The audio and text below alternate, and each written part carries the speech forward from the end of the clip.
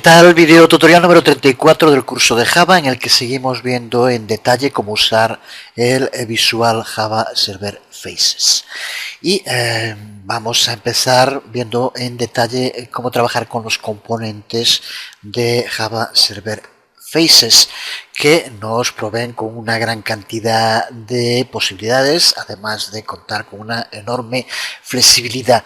De hecho, a partir de estos componentes contamos con la mayoría de las técnicas que se usan en Java Server Faces, así que podemos desentendernos en gran medida de escribir código, aunque no de entenderlo desde luego.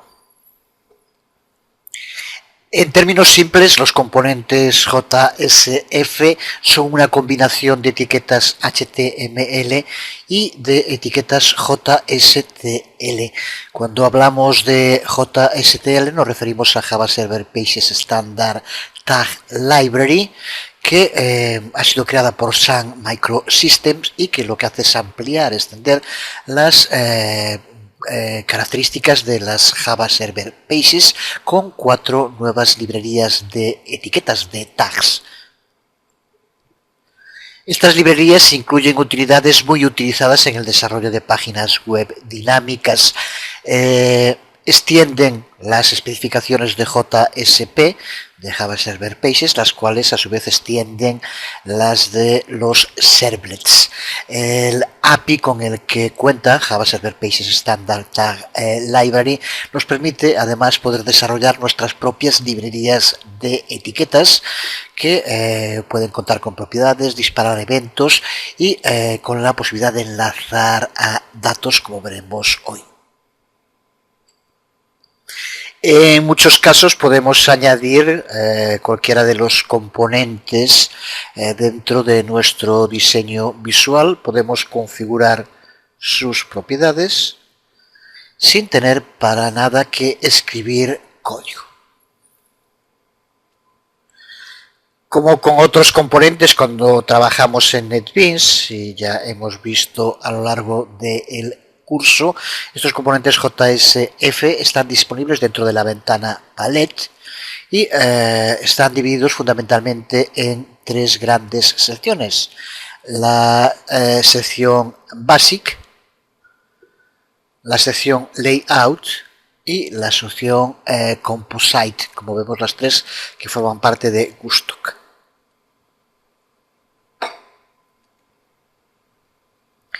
Dentro de la sección Basic se encuentran los componentes más utilizados, componentes para textos, elementos de formulario, hiperenlaces, imágenes, calendarios.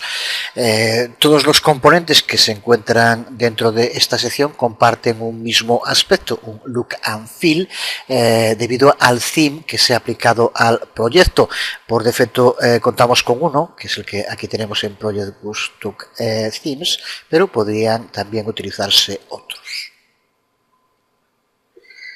La sección Layout pues hace referencia justo a los diseños, por eso aquí encontramos componentes como pueden ser formularios, separadores de páginas, pestañas, paneles de parrilla y paneles de diseño. Son los usados comúnmente para el diseño de páginas y agrupamiento de ítems. Muchas de las funcionalidades que hemos visto en el curso cuando hablamos de Swing.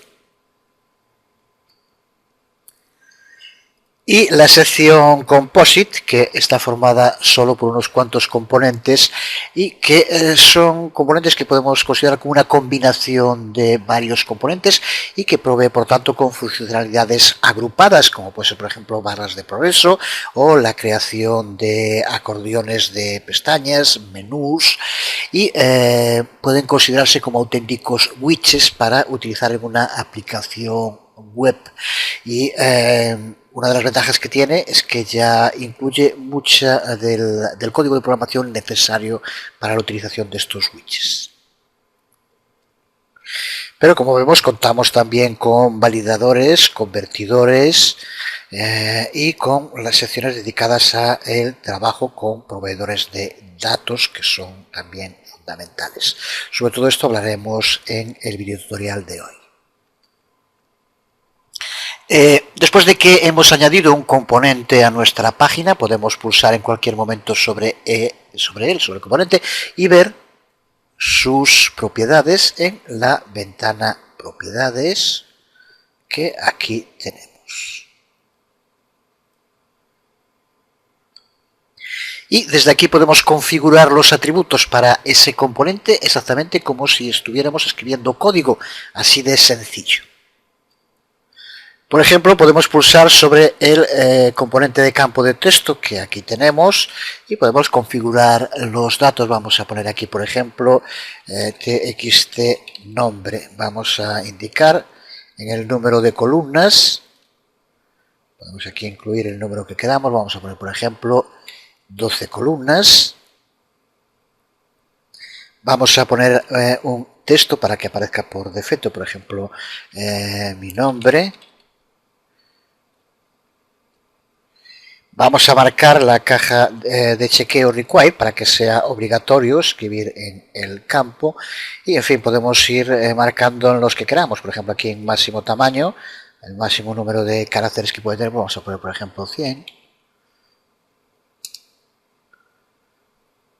y así podríamos acceder a muchas otras propiedades de este componente.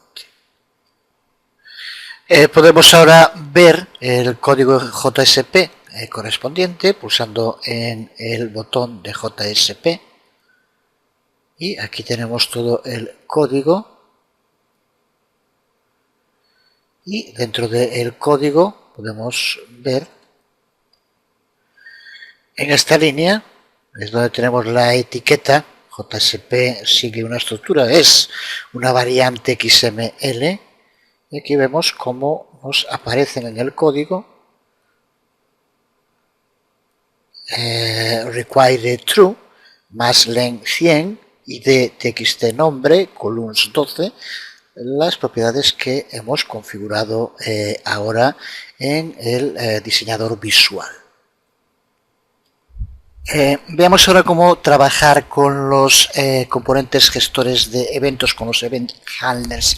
Ya vimos en el curso cómo trabajar con gestores de eventos es clave para organizar nuestras aplicaciones, pues la mayoría de los componentes que estamos viendo ahora cuentan con la posibilidad de añadirles gestores de eventos. Hay comportamientos del lado del cliente que pueden ser configurados a través de las propiedades del componente y también podemos hacerlo del lado del servidor para que se evoquen ciertas acciones cuando tengan lugar. Para configurar un gestor de eventos, un event handler para un componente, pulsamos con el botón derecho sobre ese componente y dentro del menú desplegable que se abre, pulsamos en Edit Event Handler y como vemos aquí nos va a aparecer una lista, dependiendo del componente que hayamos seleccionado, de los posibles gestores de eventos que podemos utilizar. Si lo hacemos con este campo de entrada de texto, como ya estamos sobre él, nos vale, aunque podría ser también con otros. Pulsamos Edit Event Handler y, por ejemplo, sobre Process Value Change, observa cómo al pulsar automáticamente la vista cambia al bin, al archivo Java, y como el botón se sitúa, el cursor se sitúa dentro de la acción en la que queremos trabajar, que en este caso es aquí, public void txt nombre process value change. Nos ha escrito ya aquí el código que ahora podemos completar. Podemos, por ejemplo, escribir un código para que cuando tenga lugar un evento, que en este caso será cuando se escriba en el campo, guarde y nos muestre el valor antiguo y el valor nuevo que se ha introducido en el campo y hacer que se muestre pues en la ventana de salida, por ejemplo.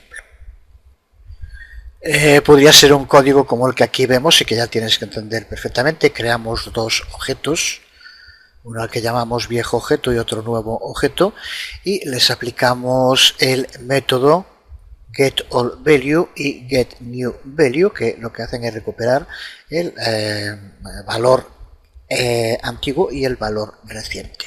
Y después con dos condicionales, simplemente cuando cambie le decimos que nos lo imprima con system out println el valor que esté. viejo objeto toString y nuevo objeto toString sin más.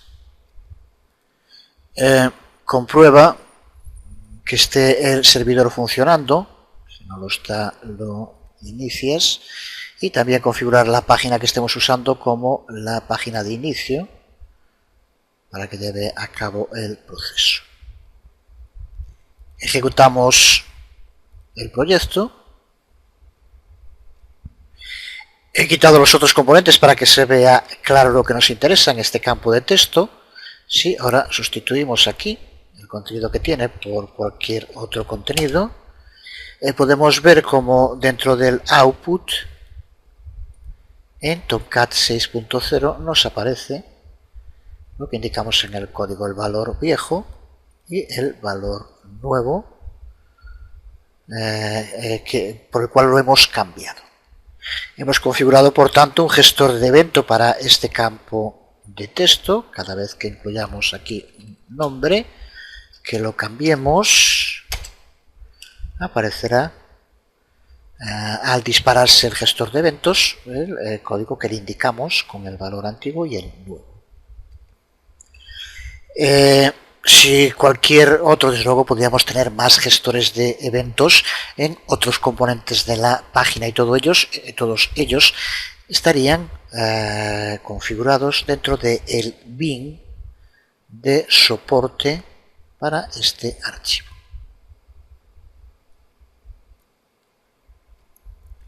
Hablamos ya en bastantes ocasiones de bins. Podemos ver aquí, por ejemplo, cómo aparece en muchísimos de los archivos el término bin. Cuando hablamos de bin, estamos hablando de un componente de software que tiene la particularidad de que puede ser reutilizable y así evitamos las tediosas tareas de tener que estar programando los distintos componentes una y otra vez.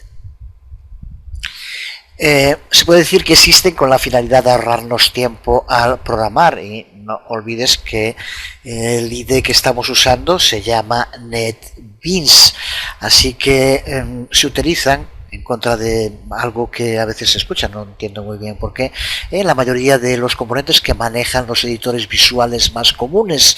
Así que podemos hablar de Beans cuando trabajamos con Visual Studio, con Eclipse, con Delphi, por ejemplo, y si has trabajado con algunos de estos IDEs estarás ya familiarizado con el término Beans.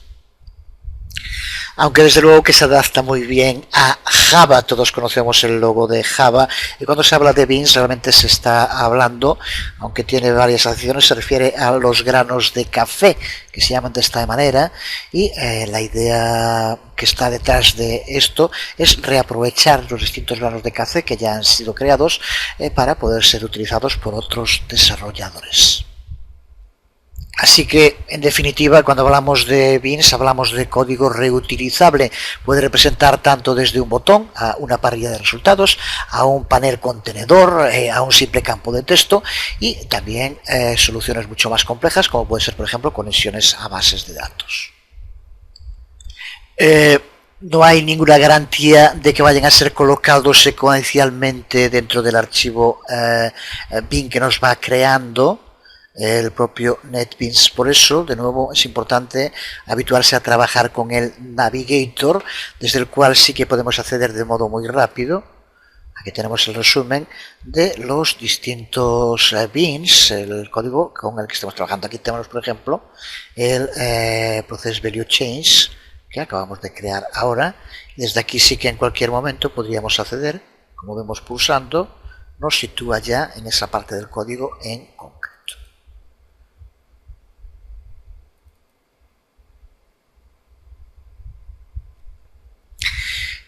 Una vez que hemos visto cómo poder trabajar con gestores de eventos desde el Visual Java Server Faces, vamos a ver ahora cómo tratar con las entradas de usuarios. Y este ID, vamos a volver a la vista diseño, nos provee, lo veíamos antes aquí, con sistemas también. Vamos a ampliar la ventana. Para añadir dentro de los diseños que estemos creando también validadores y convertidores, validators y converters, como aquí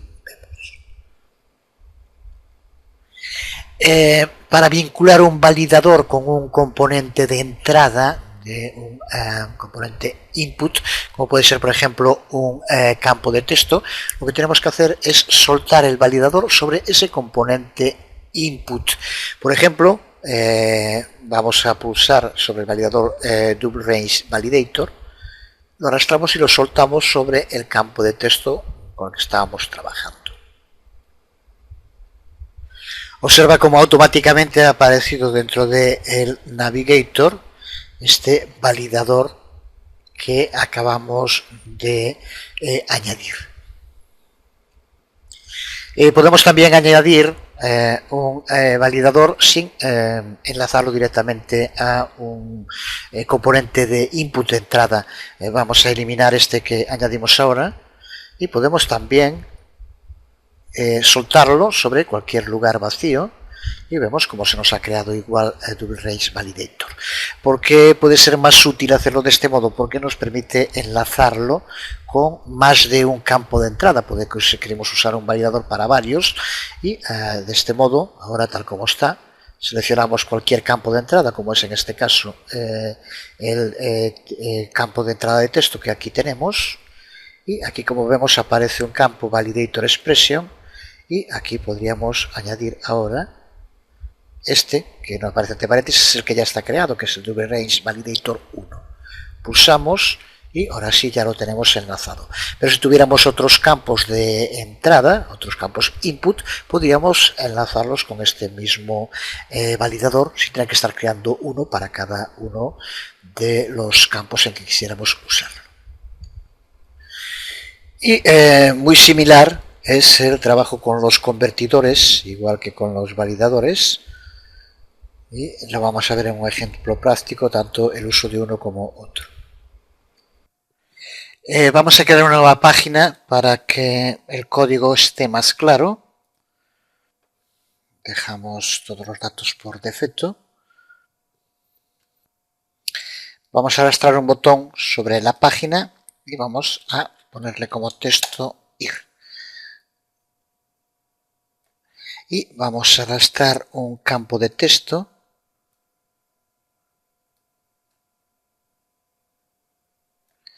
Y en propiedades vamos a marcar con el campo de texto seleccionado la casilla de Required. Botón derecho sobre el campo de texto y seleccionamos Add Binding Attribute. A continuación colocamos un componente label al lado del campo de texto y le ponemos como texto precio, y con el seleccionado en propiedades en for le indicamos, para relacionarlo con él, el campo TextField1. Observa cómo aparece un asterisco, lo que nos dice que el campo con el que está enlazado esta etiqueta es un campo obligatorio.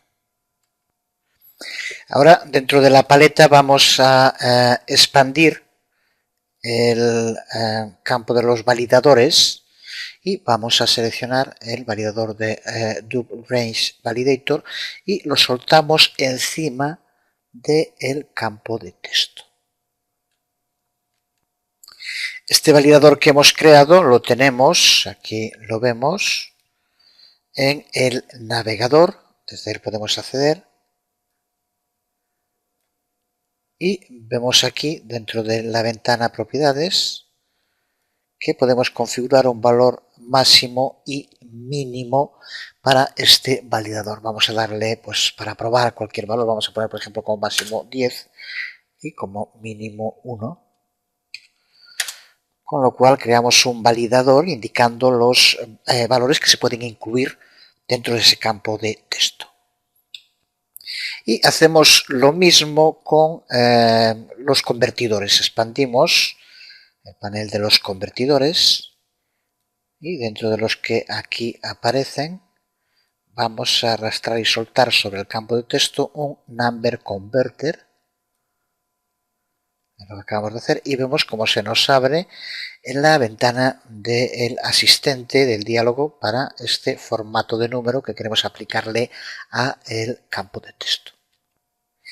Vamos a seleccionar en Type arriba, como vemos podemos seleccionar número, currency o percent, vamos a poner currency y al estar aquí como idioma local el español nos elige como moneda el euro, podemos cambiarlo, en este caso tendría que cambiar aquí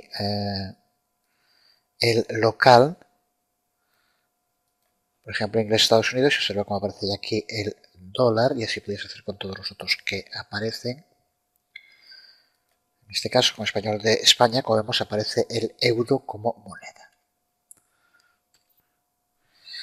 Podríamos configurar otras cosas, pero para lo que estamos ahora probando nos sirve. Pulsamos sobre OK, con lo cual ya tenemos un validador y un convertidor configurados para este campo de texto. Vamos a añadir también un componente message a la ventana, el escritorio, componente que ya sabemos que se encuentra dentro del panel Basic. Lo soltamos y ahora si pulsamos, ya nos lo dice aquí, control más mayúscula y arrastramos, lo arrastramos sobre el campo de texto, ya establecemos la propiedad for.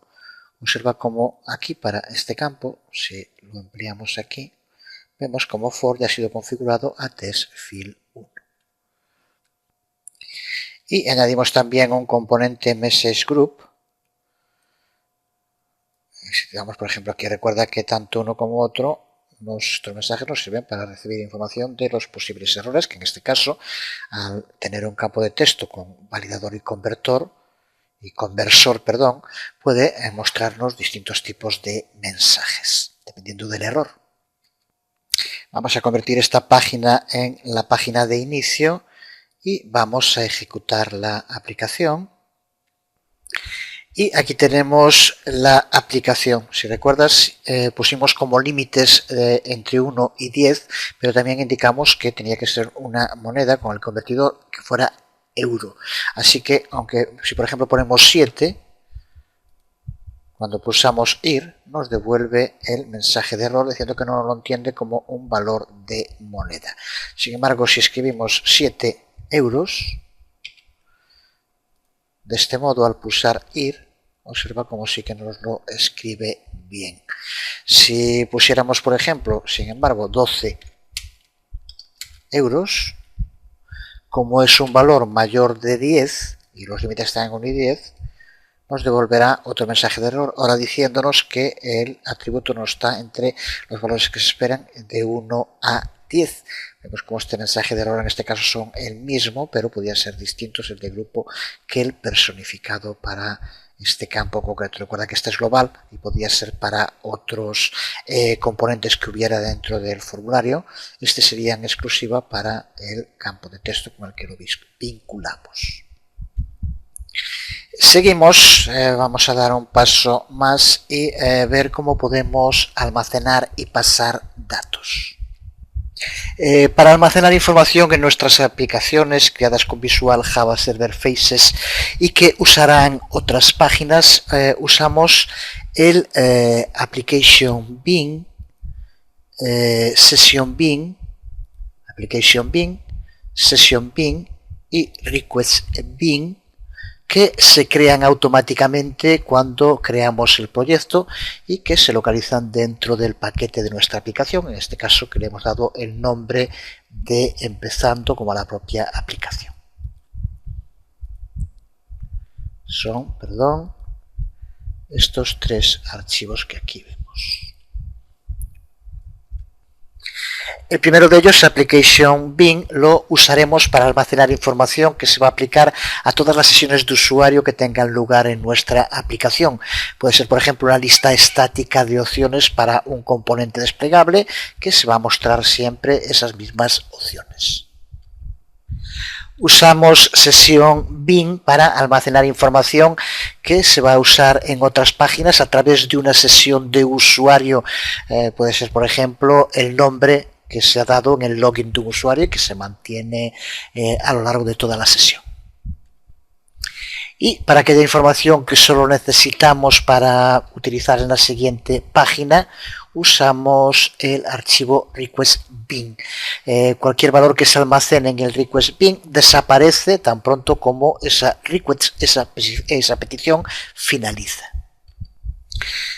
A poco que hayas trabajado con código del lado del servidor, seguro que ya tienes claro lo que son las requests, esas transmisiones de peticiones HTTP desde el cliente hasta el servidor, y también la respuesta correspondiente del servidor, que puede ser una nueva página HTML.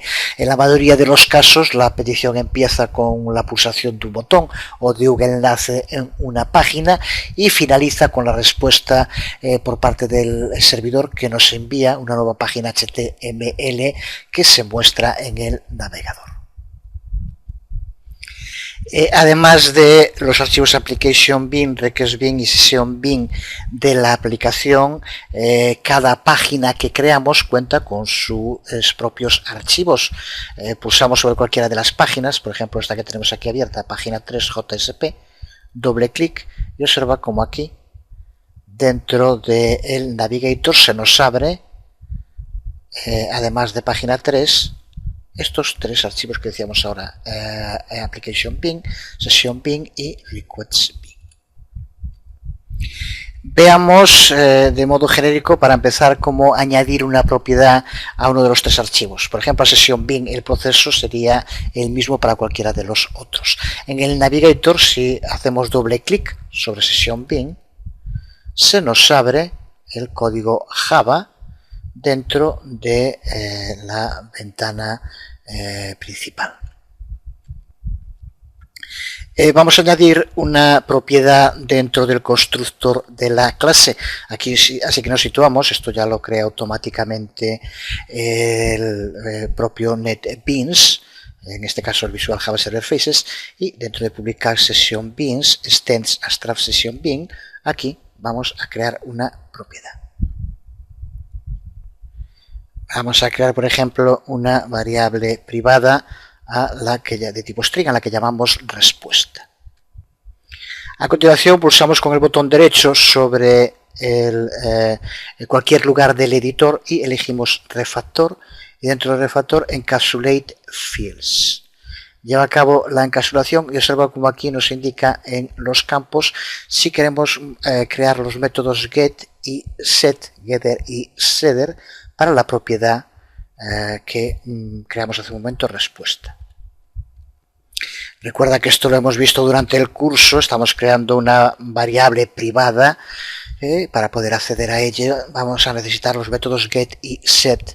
Por eso, si tenemos que configurar que esta propiedad sea de solo lectura, marcamos get. Si queremos que sea de lectura y de escritura, marcamos set también, los dos. Cuando hayamos marcado, pulsamos sobre refactor, se lleva a cabo, y veremos cómo dentro de sesión bin nos aparecerán ahora aquí creados los dos nuevos métodos. Método getRespuesta, observa cómo utiliza get y el nombre que le dimos a la propiedad, y setRespuesta también del mismo modo. Y dentro, pues con el contenido que ya sabemos, uno con el return para el contenido y otro para añadir el valor que se le pase como argumento. Nos crea los métodos set y get de modo automático para esa propiedad. Podría seguir pasos similares para añadir una propiedad a el request bin o al application bin. Justo vamos a verlo un ejemplo práctico en el que vamos a hacer esto mismo, pero utilizando algún componente para poder ver los resultados. Vamos a repetir el proceso. Dentro del paquete fuente pulsamos sobre el archivo request bin ahora y creamos una nueva variable, una nueva propiedad a la que vamos a llamar, por ejemplo, parm, dentro de Request Bin como hicimos antes, y pulsamos con el botón derecho y dentro de Refactor pulsamos sobre Encapsulate Files. Ahora se nos abre aquí, como vemos nos muestra el string que acabamos de crear, parm, y vamos a crear los métodos tanto de lectura como de escritura, getParm y setParm. Pulsamos en Refactor y vemos como ya nos los tiene aquí creados estos dos métodos. Guardamos todo.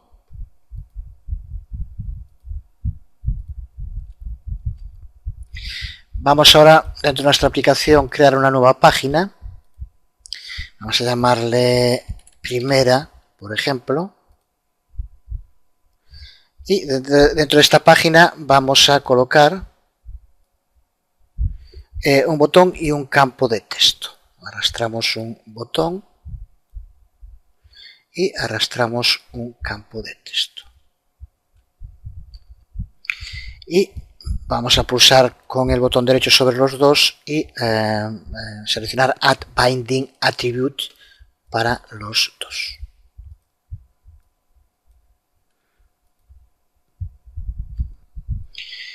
Ahora volvemos a pulsar con el botón derecho sobre el campo de texto y pulsamos en Bind to Data, la vinculación a datos. Y al pulsar se nos abre la ventana y elegimos Bind to an Object. Y observa como ahora aquí dentro del Bind to an Object aparece, aquí lo tenemos, la propiedad parm que acabamos de crear hace un momento y que tenemos en Request Bin. Y pulsamos OK, con lo cual ya tenemos vinculado este campo de texto con esa propiedad. Vamos a crear otra página a la que vamos a llamar siguiente, por ejemplo.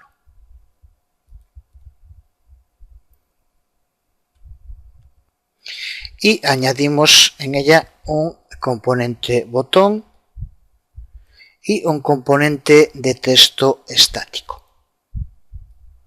De nuevo, como antes, botón derecho sobre los dos y Add Binding Attribute.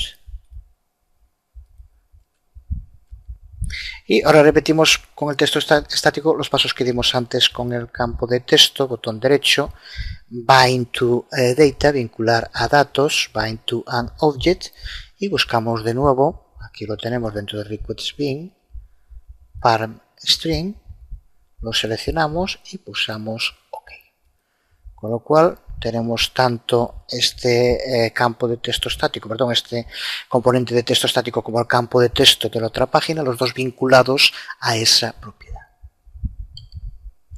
Ahora vamos a conectar las dos páginas que hemos creado. Para eso, pulsa con el botón derecho sobre cualquier punto sobre la página y pulsa en Page Navigation, que es el que aparece aquí abajo. Cuando pulsamos sobre Page Navigation, observa cómo se nos abre el archivo del flujo de la página con el que hemos estado trabajando los otros días. Voy a cerrar alguna de las ventanas para que se vea mejor. El archivo faceconfig XML que tienes que recordar. Aquí tenemos lo que nos interesa ahora, estas dos páginas que acabamos de crear, la primera y siguiente. Y lo único que hacemos es, desde el componente botón que tenemos en la página primera, enlazarla a la página siguiente, que es lo que queremos que ocurra. El botón que creamos en esta segunda página, en siguiente, lo dejamos sin vincular porque justo lo que queremos es que ese botón, cuando lo pulsemos, se recargue a sí misma, justo para ver cómo no se hace una petición y por lo tanto no carga los datos que están escritos en el otro campo. Para probarlo, configuramos primera como nuestra página de inicio y ejecutamos el proyecto. Aquí tenemos la página que hemos configurado como la página de inicio con el campo de texto y el botón. Escribimos cualquier cosa en el campo de texto y ahora al pulsar sobre el botón, que recuerda que enlaza con la otra página, vemos cómo se nos abre la otra página y que en el texto estático aparece lo mismo que escribimos en el campo de texto. Lo que ha ocurrido es que en la sala de máquinas una instancia de request bin fue instanciada para almacenar el contenido que escribimos en el campo de texto y que está guardado en la propiedad parm que creamos antes, y ese valor es el que es pasado porque los dos, tanto este texto estático como el campo de texto, están vinculados a la misma propiedad. Por eso cuando se le pasa ese valor que aquí aparece. Sin embargo, si pulsamos sobre este botón, que recuerda que no está enlazado con la otra página, se recarga la misma página en la que se encuentra y, como vemos, aparece el texto estático vacío. Si volvemos a la página de inicio y escribimos cualquier valor, vemos como de nuevo sí que nos aparece en el campo estático ese valor. Si pulsamos de nuevo sobre el valor, vemos como sobre el botón, perdón, vemos como ya no aparece. Aquí vemos un ejemplo de cómo pasar datos que han sido guardados en este caso en el archivo request bin, y de un modo similar podríamos hacerlo con application bin o con session bin. Y con esto ya tenemos dado todos los pasos necesarios para poder empezar a ver ahora cómo podemos acceder desde una aplicación a datos, pero que se encuentren en una base de datos. Vamos a empezar por configurar el servidor de la base de datos. Vamos a usar MySQL, que a día de hoy sigue siendo el más popular de los servidores de base de datos open source para el desarrollo de aplicaciones web. Para empezar necesitas tenerlo, puedes hacerlo de 1000 modos, y si has trabajado antes con otros lenguajes del lado del servidor como PHP, seguro que ya sabes cómo hacerlo. Si no, es de lo más sencillo. Yo lo voy a hacer en esta ocasión usando la distribución XAMPP. Desde luego puedes hacerlo bien instalando solo MySQL o utilizando cualquier otra de las muchas distribuciones para instalar. Normalmente suele ser PHP, Apache, MySQL. Lo que necesitamos ahora es MySQL. Si lo quieres hacer con XAMPP, desde su página oficial, aquí puedes descargar sus versiones para Linux, Windows y otros sistemas operativos. Yo lo voy a hacer para Windows, simplemente se descarga y se instala exactamente igual que cualquier otro programa en Windows.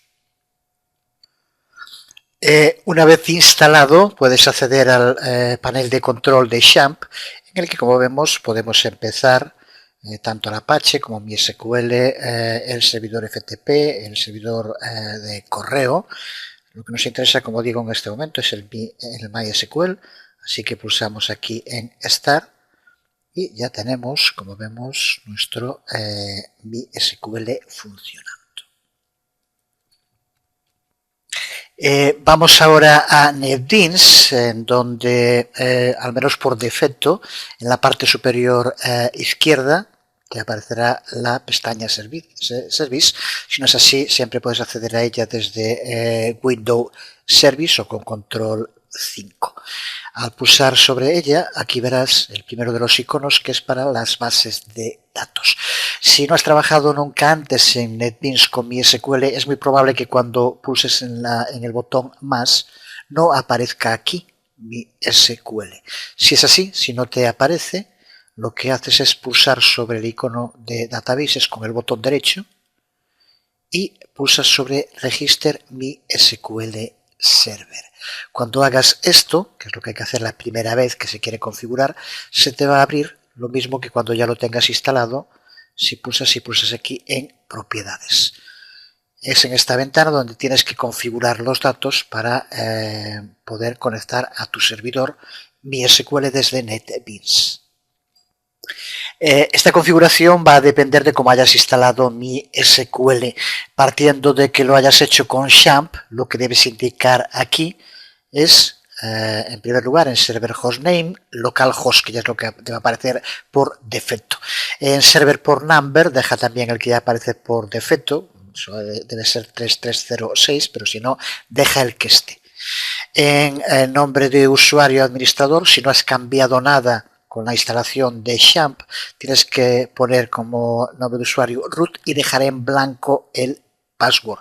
Si quieres añadirle una contraseña, puedes hacerlo siempre desde phpMyAdmin en los usuarios. Verás ya si entras ahora que hay un usuario root al cual puedes poner una contraseña en cualquier momento. Pero por defecto XAMPP lo instala con el administrador root y sin contraseña. Así que si no has cambiado nada, aquí no tendría que aparecer ninguna contraseña. Dejas esto en blanco. Y tienes que configurar, pulsas sobre la pestaña Admin Properties y en estos tres campos las rutas que llevan a los archivos de MySQL. En el primer path es la ruta que nos lleva a phpMyAdmin. Tenemos que indicar dónde se encuentra el archivo index.php de phpMyAdmin. Puedes usar el browse para navegar al lugar donde se instaló XAMPP y localizar cada uno de estos archivos. Con la instalación por defecto, como lo hice yo, en el disco duro en C, es esta la ruta que lleva a la página de inicio de phpMyAdmin. En segundo lugar, la ruta para iniciar MySQL, que se encuentra dentro de bin, el archivo mysqld.es. Hacemos lo mismo, simplemente en browse, busca el sitio donde lo instalaste y aquí lo indicas. Y en tercer lugar, la ruta para detener, que es el archivo mysql_admin_es. Y en este caso, para que lleve a cabo la detención, aquí en argumentos, le pasamos este argumento, -u root stop. Configurando estos tres archivos que lleven le indiquen a NetBeans donde tiene que buscar el MySQL y configurando bien los datos de acceso, con esto pulsamos OK y ya tiene que aparecerte dentro de Service Database aquí MySQL. Observa como por defecto en un principio aparece como desconectado. En primer lugar, comprueba que en el XAMPP tengas activo, que se esté ejecutando el MySQL. Es imprescindible, desde luego. Y una vez que eso es así, pulsa aquí con el botón derecho y pulsa sobre Start. Y observa como ya ha pasado, como ya tenemos conectado, nos indica que es en localhost, en el puerto 3306 y que es el administrador root el que se encuentra conectado en este momento. Cuando lo hagas, si ya tienes instalada alguna base de datos en MySQL, por ejemplo, las que también se puede acceder con phpMyAdmin, pulsando aquí las puedes ver. Estas son las que en este momento tengo instalados en MySQL, aquí aparece. Pues con esto tenemos ya el primer paso para poder usar en nuestras aplicaciones desde NetBeans enlaces, comunicaciones con una base de datos. Y el modo más común de interactuar con bases de datos es usando algún tipo de editor SQL sin tener que hacerlo en la consola. Pues de nuevo el IDE NetBeans cuenta con un editor SQL en este caso, que ya está preconstruido dentro del propio IDE. Vamos a empezar por usar este editor SQL para crear una instancia, lo que se conoce normalmente como crear una nueva base de datos. Para hacerlo tenemos que pulsar sobre el nodo de nuestro servidor MySQL con el botón derecho y pulsar sobre Create Database, con lo que se nos abrirá el diálogo de creación de base de datos.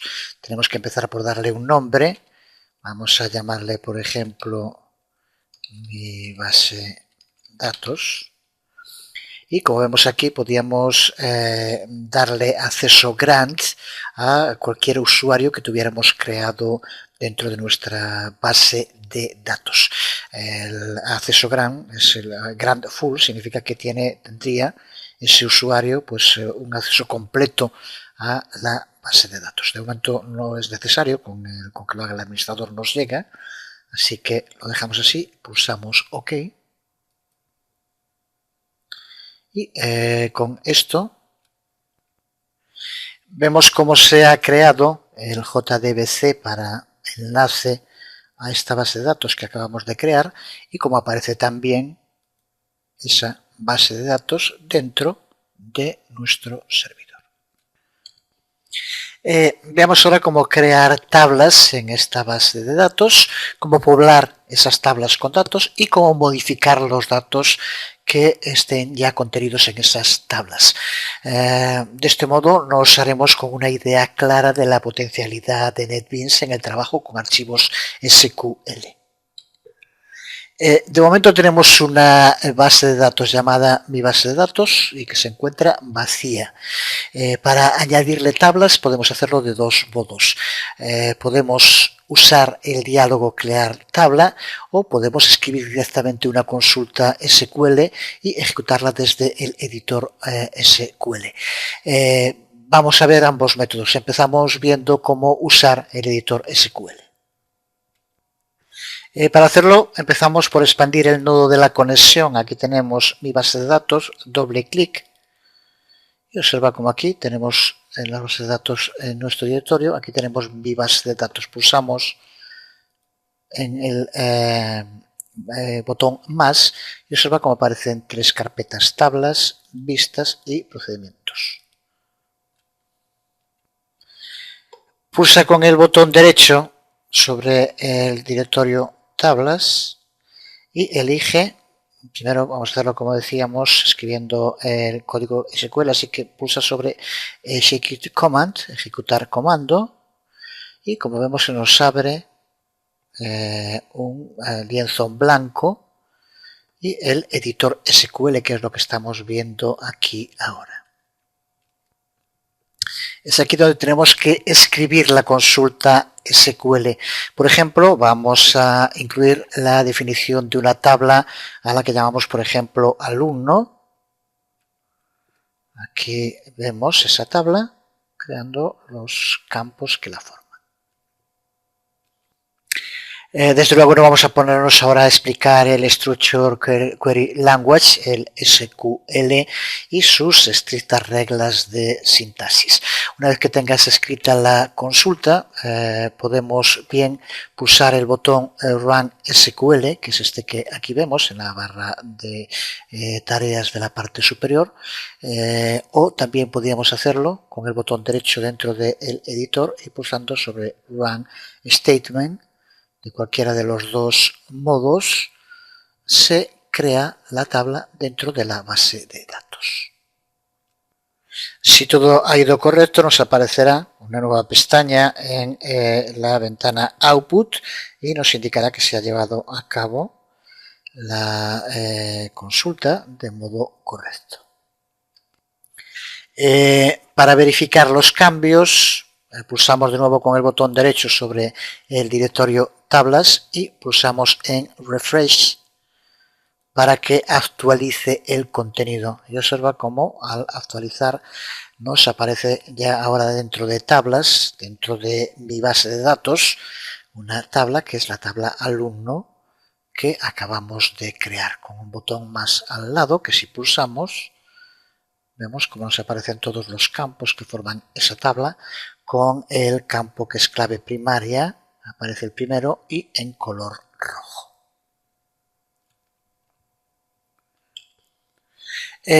Veamos ahora cómo crear una tabla usando el diálogo Create Table. Para ello, de nuevo sobre el directorio tablas, pulsamos con el botón derecho y seleccionamos Create Table, crear tabla, y como vemos se nos abre el asistente para la creación de la tabla. Empezamos por darle un nombre, vamos a llamarle por ejemplo materia, y ahora vamos a tener que ir añadiendo las columnas que queremos que formen la tabla. Pulsamos sobre Add Column y lo primero que vamos a hacer es crear la clave primaria, que siempre tiene que aparecer en las bases de datos relacionales, y como vemos ya automáticamente nos marca Unique y desactiva Null. Así tiene que aparecer y vamos a ponerle como nombre ID. Y en tipo elegimos Small Int, de los que aquí aparecen, y pulsamos sobre OK Con lo cual, como vemos, ya hemos creado nuestro primer campo de la tabla. Vamos a hacer lo mismo con otros campos. Vamos a añadir otro que llamamos, por ejemplo, nombre. Vamos a poner de tipo varchar, un tamaño, por ejemplo, de 50. Y con esto ya es suficiente. Tenemos creado nuestro segundo campo. Un tercer campo al que vamos a llamar, por ejemplo, descripción. Vamos a poner también varchar. Y en tamaño, pues por ejemplo, 500.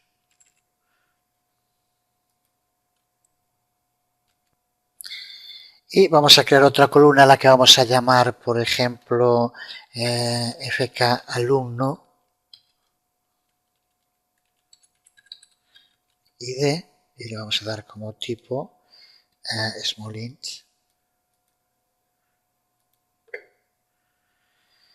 Pulsamos OK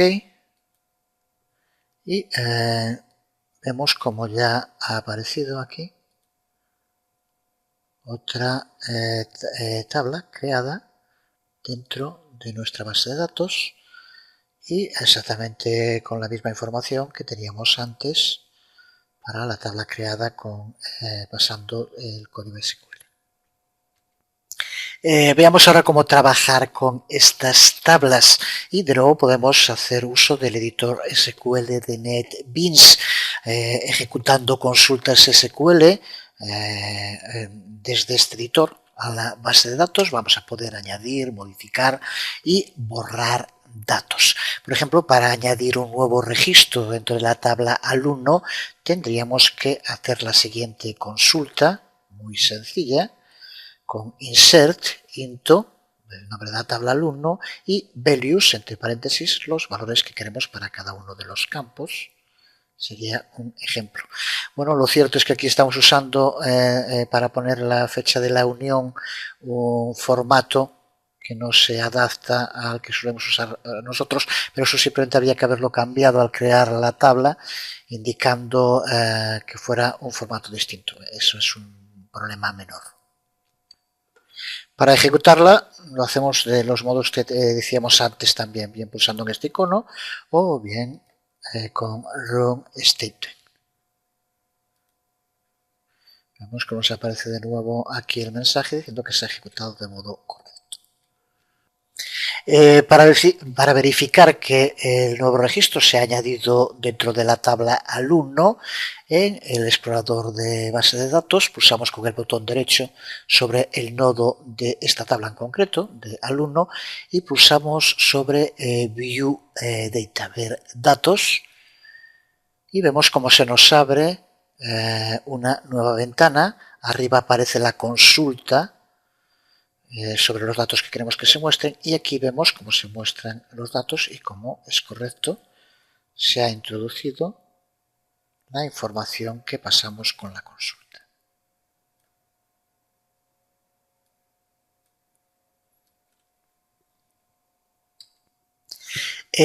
Otro modo de manejar datos de tabla en NetBeans es ejecutando un script SQL externo. Podemos tomar cualquier script SQL que hayamos creado en cualquier sitio y ejecutarlo dentro del ID de NetBeans y ya tener incorporado todas las consultas que incluya ese script dentro de nuestra aplicación. El propio NetBeans ya incluye un archivo SQL que nos puede servir justo para este tipo de prácticas, es el que vamos a utilizar. Tiene una estructura muy parecida a la que hemos usado aquí, aunque los nombres de las dos tablas son distintos y los campos también, pero la estructura es muy similar y sobre todo ya viene poblado con datos, que es lo que nos interesa ahora para tener información con la que practicar. El script es este que aquí vemos, que está para descargar, como vemos, dentro del NetBeans.org, pero es una dirección muy larga. Incluiré yo este script junto con el video tutorial para no tener que andar buscando este archivo. Para ejecutar ese script lo único que tenemos que hacer es, como con cualquier otro archivo, file, open file, y buscamos el lugar donde tengamos ese archivo. En este caso lo guardé ya donde tengo el video tutorial para que no se me olvide incluirlo. Aquí está, es este archivo, pulsamos sobre abrir y vemos como aquí se nos abre. Ahora lo que tienes que hacer es comprobar que aquí tengas seleccionado la conexión MySQL de la base de datos con la que estamos trabajando. Una vez comprobado eso, pulsamos sobre el icono para que ejecute el SQL, la consulta que aquí tenemos. Ya ves como aquí nos aparece, bueno, ya indica aquí no es la que queríamos, observa aquí es donde tenemos que elegir que sea la base de datos con la que podremos trabajar. Así que ahora sí, está bien con esta. Pulsamos OK y ya vemos como aquí aparece en el output que se ha llevado a cabo de modo correcto, se ha ejecutado.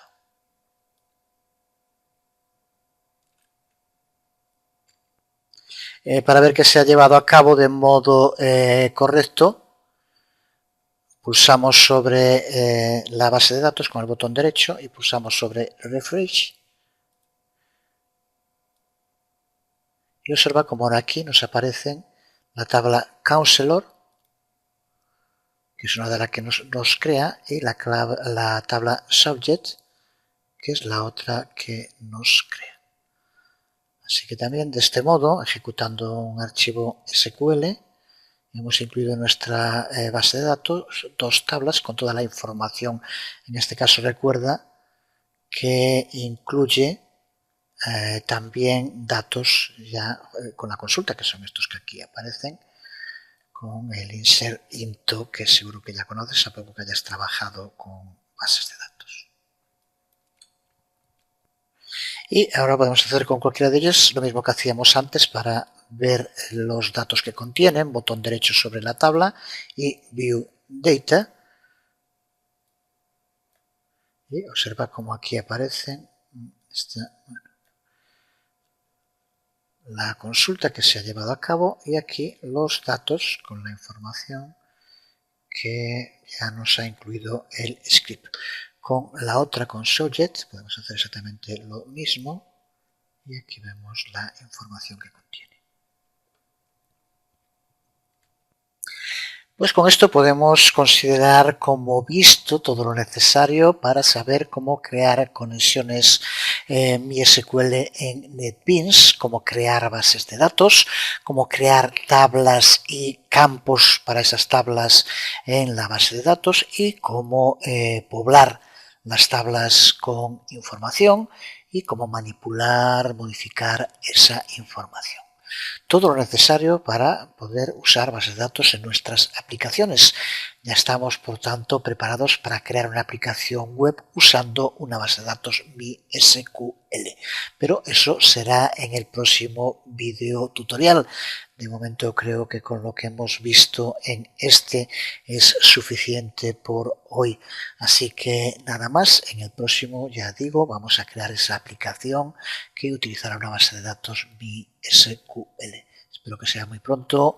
Nada más, os hablo Jesús Conde. Nos vemos.